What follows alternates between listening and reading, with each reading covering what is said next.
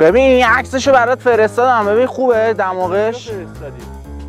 بیاید ببریدش دیگه. اوکیه بزن.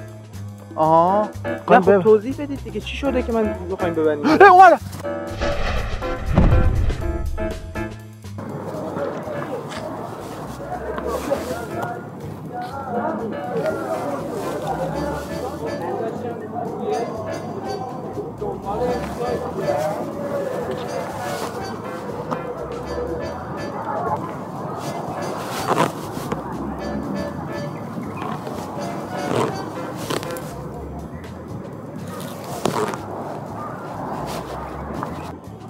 حالا بابت این عکسی که میگیری چقدر میدی بهمون؟ جان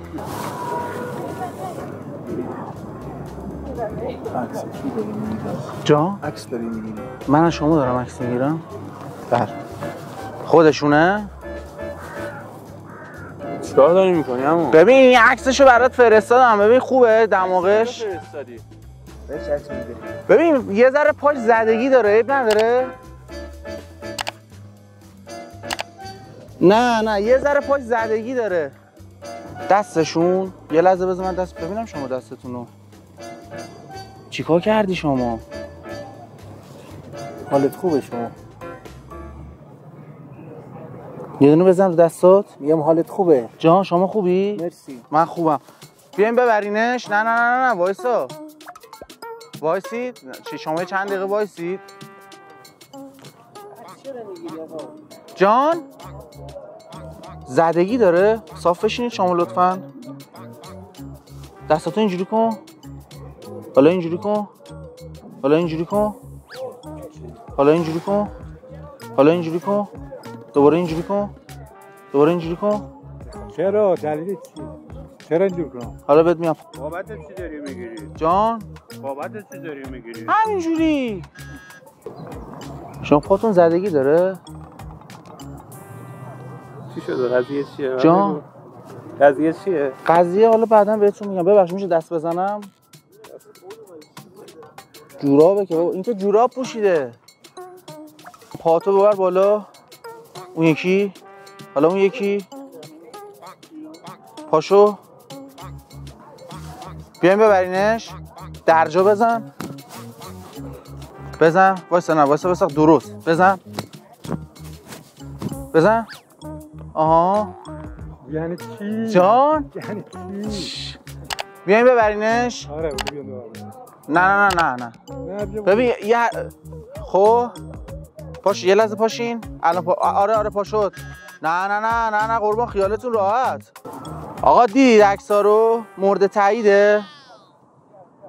الان میارمش خدمتتون. نه چش بفرما بریم آقا. کجا آقا؟ پاشو بریم دیگه شما پاشو بریم. حالا من بعدم کو برادر من عزیز پاشو بریم، من بهتون میگم میخوام کجا بریم. خب بیاید ببریدش دیگه. اوکیه ببریدش. اوکی ببرنت. بیاید ببریدش. آره بیاید ببریدش.